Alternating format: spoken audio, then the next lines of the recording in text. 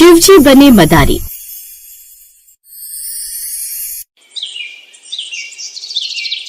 अयोध्या में भगवान श्री राम के जन्म को 5 वर्ष पूरे होने पर हर तरफ अयोध्या में मंगल गान और बधाइयों का सिलसिला चला रहा था।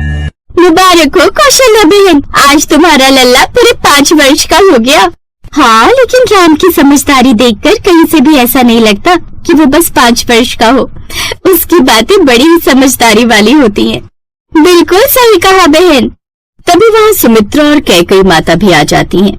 अरे अरे, ये क्या, हमारे राम को नजर क्यों लगा रही हो? ठहरो, पहले मुझे अपने लल्ला को काला टीका लगाने दो ताकि इसे किसी की नजर ना लगे। कैकेयी, तुम भी ना, ये तो बस उसकी तारीफ कर रही है। हाँ, अच्छे से जानती हूँ, लेकिन इनके इस प्यार भरी बातों से भी कहीं गलती से मेरे राम को नजर लग गई तो सच में आप तीनों महारानियों में एक दूसरे के बच्चों को अपनी सहज बच्चों से भी ज्यादा प्यार करती हैं। राम बड़े ही भाग्यशाली हैं जिन्हें एक साथ 3 माताओं का प्यार और स्नेह मिला है। अयोध्या में राम जी के 5 वर्ष पूरे होने पर मंगल गान और बधाइयों का सिलसिला चला रहा था। उसे कैलाश में बैठे महादेव अपनी दिव्य दृष्टि से देख रहे थे और ये सुंदर नजारा देख शिव जी विचलित होते हैं और यहाँ से वहाँ विचलित अवस्था में घूमने लगते हैं। उन्हें इस तरह विचलित होते देख माता पार्वती हैरान हुई। उन्होंने उनसे पूछा, क्या बात है स्वामी, आप बड़े विचलित नजर आ रहे, आखिर बात क्या है? देवी, आप जानती हैं, मेरे राम ने धरती पर जन्म लिया है और अब वो पूरे 5 वर्ष के हो गए और मेरा हृदय उनका बाल रूप देखने के लिए तड़प रहा है। मैं उनके सामने से दर्शन करना चाहता हूँ। मेरा हृदय चाहता है कि मैं अयोध्या जाकर उनके बाल रूप के दर्शन करूँ और अयोध्या में रहकर उनका गुणगान करूँ। ये बात सुनते हुए माँ पार्वती चौंक गई और छलछलाते नेत्रों और भारी मन से रोते हुए बोली, महादेव, मुझसे कोई भूल हुई है क्या, या मुझसे आपकी सेवा में कोई कमी रह गई जो आप मुझे छोड़कर जाने की बात कह रहे हैं? ये बात सुनकर महादेव जी मुस्कुराए। प्रिय, भला मैं तुम्हें कैसे त्याग सकता हूँ? ये सब तो मेरे 11 रुद्र जो हैं, उनके लिए कर रहा हूँ। मतलब? मैं कुछ समझी नहीं स्वामी। फिर शंकर जी ने उन्हें अपने 11 रुद्रों के रहस्य के बारे में बताया और कहा, मैं 11 में से एक रुद्र को वानर रूप दूंगा जो बजरंगी का रूप होंगे और बाकी 10 रुद्र के रूप में मैं एक नया स्वांग रचूंगा। अब मैं जो माया रचने जा रहा हूँ उसे देखो, फिर आपको सब भली भांति समझ आ जाएगा। ऐसा कहते ही महादेव ने एक रुद्र से बजरंगी बनाकर उसके गले में रस्सी डाली और 10 रुद्र से स्वांग बनाकर उन्होंने खुद मदारी का भेष धारण कर लिया। फिर उस वानर की रस्सी अपने हाथ में पकड़ ली। धन्य है आप स्वामी जो ऐसा स्वांग रचाया। अब मेरा मन आपकी रची माया देखने के लिए उत्सुक हो रहा है। ये सुन महादेव मुस्कुराए और फिर क्या था, महादेव ने एक हाथ में वानर की रस्सी पकड़ी और दूसरे हाथ में डमरू और फिर उस वानर के साथ डमरू बजाते हुए चल दिए अयोध्या की तरफ। कुछ देर बाद वो अयोध्या पहुंच गए और वहां जाकर राजा दशरथ के द्वार पर जोर जोर से डमरू बजाकर खुद भी नाचने लगे और बंदर को भी नचाने लगे। मदारी की आवाज सुनकर राम अपने 3 भाइयों लक्ष्मण, भरत और शत्रुघ्न सहित महल से दौड़कर बाहर आ गए। उनके पीछे पीछे उनकी तीनों माताएं भी आ गई। अब शिवजी बने मदारी और वानर ने अपना खेल दिखाना शुरू किया, जिसे देख राम जी बड़े खुश हुए। राम जी को खुश होता देख भोलेनाथ और वानर भी बड़े खुश हुए। मैया, तुम्हारे बच्चे तो बड़े ही सुंदर और होनहार हैं। जुग जुग जिए तुम्हारे ये बालक, ये मेरा आशीर्वाद है। ये कहकर भोलेनाथ ने स्नेह भरी आंखों से राम जी को देखा और प्रेम से उनके सर पर हाथ फेरा। उनके कर्तव्य से खुश होकर माता कौशल्या ने हीरे जवाहरात से भरे हुए थाल मंगवाए और मदारी को देने लगी। इन्हें हमारी ओर से भेंट स्वरूप स्वीकार करें। नहीं मैया, मुझे कुछ नहीं चाहिए। बच्चे ये खेल देख प्रसन्न हुए, यही हमें खुशी है। अब हमें और कुछ नहीं चाहिए। और आप चाहती हैं कि हम भेंट स्वरूप कुछ स्वीकार करें, तो एक बार हम इस लल्ला को हृदय से लगाना चाहेंगे। ये सुनकर राम मुस्कुराए और कौशल्या माता ने उन्हें आज्ञा दे दी, जिसके बाद शिवजी ने राम जी को अपने हृदय से लगा लिया। बस अब हमें जाने की अनुमति दीजिए। लेकिन तब वानर भेष में बने हनुमान जी वहाँ पर लेट गए और राम जी से मन ही मन कहने लगे, प्रभु, मैं तो आपके चरणों में रहने आया था, लेकिन भोलेनाथ मुझे ले जा रहे हैं। कोई उपाय कर दो दीनानाथ, मुझे अपने पास रख लो। उनकी ये बात सुनकर राम जी कौशल्या माता से बोले, मैया मोको वानर दिला दो, मोको इसे अपने पास रखना है। ये सुनकर माता कौशल्या बोली, अरे नहीं लल्ला, पागल हो गया है क्या? घर में बिना वानर कौन रखता है? वैसे भी बच्चों वाला घर है, कहीं तुम्हें काट खाया तो? जाओ बाबा, आप अपने इस वानर को यहाँ से लेकर जाओ। ये सुनते ही राम जी रोने लगे। इतने में राजा दशरथ भी आ गए। क्या बात है महारानी? देखिए ना, सब बालक ही वानर लेने की जिद किए बैठे हैं। अब आप ही बताइए, क्या महल में ही वानर सही लगेंगे? ये बात सुनकर राजा दशरथ मुस्कुराए और बोले, अगर ये इतनी जिद कर रहे हैं तो उनके लिए ये वानर ले लो और उसके बदले में इस मदारी को ढेर सारे हीरे जवाहरात दे दीजिए, क्योंकि हम अपने पुत्रों को उदास नहीं देख सकते। मदारी लाओ, ये वानर हमें दे दो और बदले में ढेर सारे हीरे जवाहरात ले लो। राजा दशरथ की बात सुनकर शिव जी बोले, महाराज, मैं वानर बेचने नहीं आया, ये तो मेरा जन्म जन्म का साथी है और इसी को नचाकर मैं अपना और इसका गुजारा करता हूँ। आप हमें क्षमा करना, परंतु मैं इसे नहीं दे सकता। तब तीनों रानियों ने अपने बच्चों के लिए मदारी के सामने झोली फैला दी, जिस पर शिव जी बोले, नहीं नहीं माताओं, कृपा कर ऐसा घोर पाप न कीजिए। ठीक है, अगर आपको ये वानर चाहिए तो मैं दे देता हूँ, परंतु मैं पहले ही कह देता हूँ कि इस वानर को नाचने की आदत लगी पड़ी है और अगर ये नाचेगा नहीं तो बीमार हो जाएगा। अब आप सोच लो कि आपके महल में आखिर ऐसा कौन है जो इसे नचाएगा। अगर कोई ऐसा है तो मैं इस वानर को यहाँ छोड़ देता हूँ। ये बात सुनकर राम जी झट से बोले, मैं इस वानर को नाच करवाऊंगा। अच्छा, ऐसी बात है। लेकिन ये सुनकर माता कौशल्या बोली, क्या बात करते हैं रे राम, तू बिना इसे कैसे नचाएगा? नहीं नहीं बाबा, आप लेकर जाओ अपने इस वानर को। मैया, मैं इसे अभी नचा कर दिखाता हूँ। लाओ बाबा, इस वानर की डोर हमारे हाथ में दो। शिव जी मुस्कुराते हुए उसकी डोर उनके हाथों में दे देते हैं और अब राम जी खुद उस वानर के साथ नाचने लगते हैं। ये नजारा देख भोलेनाथ मन ही मन मुस्कुराए और खुद से बोले, वाह क्या नजारा है, ऐसा सुनहरा मौका फिर कभी नहीं मिलेगा।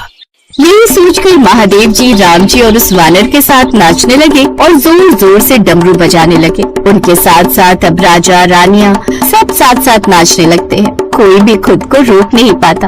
अब तो मानो पूरा अयोध्या उस मदारी के डमरू पर नाच रहा था। शिव जी और राम की रची इस लीला को देवलोक से देख माता पार्वती के साथ सभी देवता गण भी बहुत खुश होते हैं और उनके ऊपर आसमान से फूलों की वर्षा करने लगते हैं।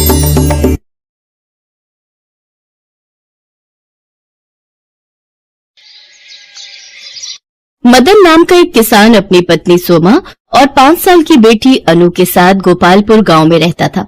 मदन के पास खुद की थोड़ी सी जमीन थी। अपनी जमीन पर खेती करके वो किसी तरह अपना घर चलाता था।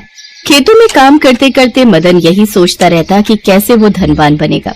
सोमा दूसरी बार गर्भवती होती है। मदन को पूरी उम्मीद थी कि इस बार उन्हें एक बेटा ही होगा। एक दिन वो सोमा से कहता है, सोमा, बस अब कुछ दिनों की ही बात है, फिर हमारे बेटे का जन्म हो जाएगा और वो अपने इस बाबा की गोद में खूब खेलेगा। देखना तुम, मैं अपने बेटे से खूब लाड़ लड़ाऊंगा और फिर जब वो बड़ा हो जाएगा तो हम दोनों बाप बेटे मिलकर खूब पैसा कमाएंगे। मेरा बेटा हम दोनों के बुढ़ापे की लाठी बनेगा, लाठी। हाँ। लेकिन हमें बेटा ही होगा, आप ये बात कैसे सोच सकते हैं? हमें बेटी भी तो हो सकती है ना? नहीं सोमा, ऐसा मत बोलो। ऊपर वाले ने हमें एक बेटी पहले ही दे दी है, अब और नहीं चाहिए। तुम देखना, इस बार बेटा ही आएगा। मदन के विचार सुनकर सोमा बहुत दुखी हो जाती है, लेकिन वो कुछ भी कर नहीं सकती थी।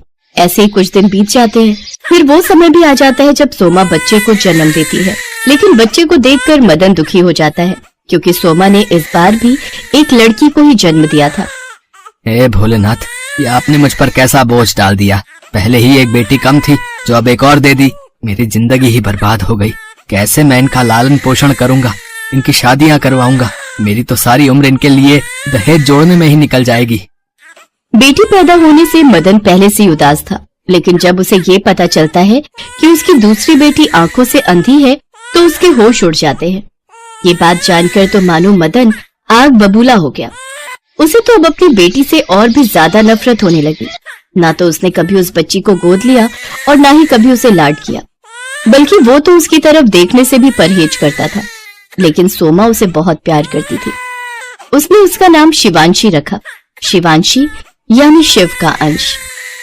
देखो जी, आखिरकार है तो वो आपकी ही बेटी, फिर आप उससे इतनी नफरत क्यों करते हो? क्योंकि ये लड़की मेरे सर का बोझ बन गई है। इसकी यही गलती है कि एक तो इसने लड़की के रूप में जन्म लिया और ऊपर से आंखों की अंधी। माँ, बाबा अगर शिवांशी को प्यार नहीं करते तो क्या हुआ? मैं और आप तो इसको बहुत प्यार करते हैं ना, मेरी प्यारी छोटी बहन। धीरे धीरे शिवांशी 11 साल की हो गई और अनु 16 साल की। अब शिवांशी को भी भली भांति समझ आने लगा था कि उसके बाबा उसे पसंद नहीं करते। अगर मदन कभी कोई चीज लाता तो भी वो सिर्फ अनु के लिए लाता। अनु, अनु, अरे कहाँ है मेरी बच्ची? देख तो बाबा तेरे लिए क्या लाए हैं। ये प्यारा सा चश्मा। अरे वाह बाबा, लेकिन क्या आप शिवांशी के लिए नहीं लाए? अरे ये अंधी क्या करेगी चश्मा पहनकर, इसको कौन सा दिखता ही है। अपने बाबा के मुंह से ये बात सुनकर शिवांशी को बहुत बुरा लगता है। मदन वहां से चला जाता है तो शिवांशी अपनी माँ से कहती है, माँ, बाबा अनु दीदी को तो प्यार करते हैं, लेकिन वो मुझे प्यार क्यों नहीं करते? मेरी सभी सहेलियों के बाबा उनको बहुत प्यार करते हैं, फिर मेरे साथ ही ये भेदभाव क्यों? मैं अंधी हूँ क्या इसलिए? नहीं बेटी, ऐसी बात नहीं है। देख, कुछ दिन बाद से सावन महीना शुरू हो रहा है और इस महीने सच्चे मन से जो कोई भी भोले बाबा की भक्ति करता है ना, वो उसकी मुराद जरूर पूरी करते हैं। सच माँ, फिर तो मैं ये व्रत जरूर रखूंगी। कुछ दिनों बाद सावन का महीना शुरू होता है। शिवांशी हर सोमवार पूरे भक्ति भाव से शिव भगवान की पूजा करने लग गई। वो रोज अपने घर के मंदिर में शिव जी की पूजा करती। ये पूजा पाठ करने से अंधी क्या सोचती है कि भगवान इसे आंखें दे देंगे? ये सब तो ढकोसला है, ढकोसला। आप ऐसा क्यों कहते हैं जी? भोलेनाथ ने चाहा तो सब कुछ हो सकता है। आपको उसकी भक्ति पर शक नहीं करना चाहिए। अपनी बकवास और ये अंधविश्वास तुम अपने ही पास रखो। अपने बाबा के मुंह से ऐसी कड़वी बातें सुनकर शिवांशी बहुत उदास हो जाया करती थी। शिवांशी भोलेनाथ के आगे हाथ जोड़कर रोते हुए कहती है, हे भोलेनाथ, अगर मैं आपकी पूजा सच्चे मन से करती हूँ तो मुझे आंखें दे दो भगवान, आपकी मुझ पर बड़ी कृपा होगी।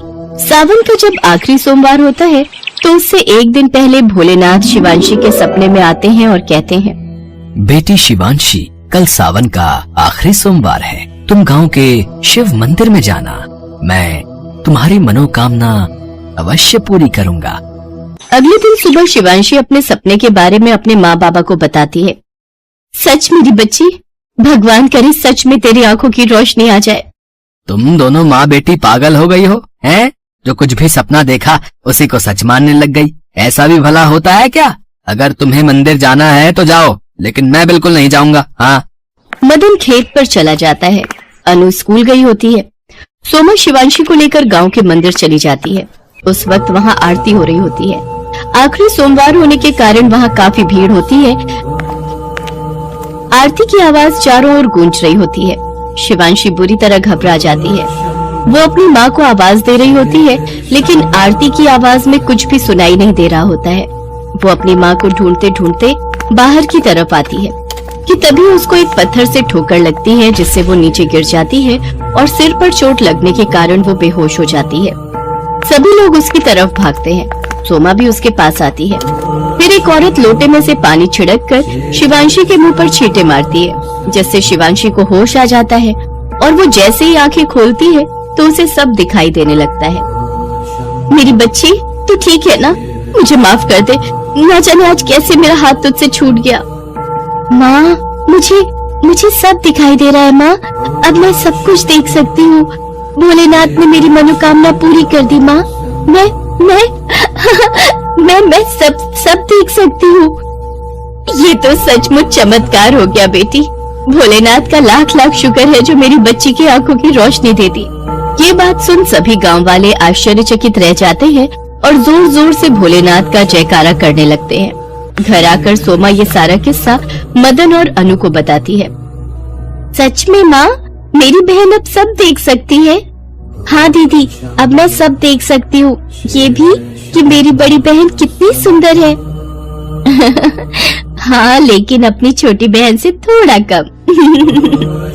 मैं कितना अधर्मी आदमी हूँ जो मैंने आपकी बातों पर शक किया। मुझे माफ कर दो भोलेनाथ, मुझे भाग्य को क्षमा कर दो। शिवांशी मेरी बच्ची, तुम भी मुझे माफ कर दो। मैंने तुम्हें कभी भी बाप का प्यार नहीं दिया और तुझे हमेशा भला बुरा कहा, लेकिन अब मेरी अक्ल ठिकाने आ चुकी है। मेरी बच्ची, आ मेरे गले लग जा बच्ची। इसके बाद मदन अपनी दोनों बच्चियों को बहुत प्यार करता है और उनके साथ वो हर रोज भोलेनाथ की पूजा करता है। कुछ ही सालों में भगवान की कृपा से उनके पास काफी धन दौलत आ गई और वो काफी सुखपूर्वक अपना जीवन व्यतीत करने लगे। बड़ी बहन अनु पढ़ लिख कर वकील बन गई, तो वही शिवांशी एक डॉक्टर। अब मदन को अपनी दोनों बेटियों पर बहुत गर्व था। इस प्रकार की रोचक कहानियों को सुनने के लिए हमारे इस चैनल को लाइक, शेयर और सब्सक्राइब करें और हाँ, बेल आइकन जरूर दबाएं ताकि रोचक कहानियों का नोटिफिकेशन सबसे पहले आप तक पहुंचे। नमस्कार।